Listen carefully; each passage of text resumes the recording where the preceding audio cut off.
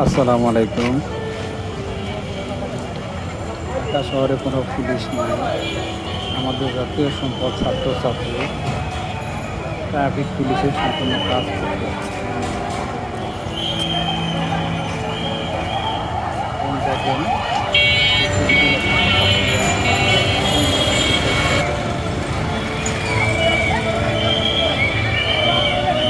আমরা সবাই তাদের সহযোগিতায় দিয়ে আসবো।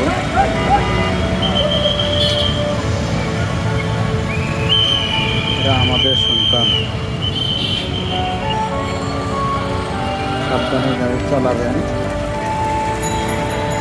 তাদের যেন কোনো ক্ষতি না হয়।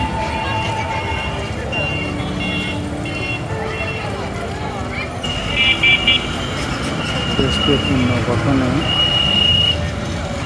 জাতি, দল, মত নির্বিশেষে সবাই একমত হওয়া প্রয়োজন। সবার সহযোগিতা আমরা কামনা করছি। সায়েন্স ল্যাবরেটরি ব্যস্ততম রাস্তায় ছেলেরা দাঁড়িয়ে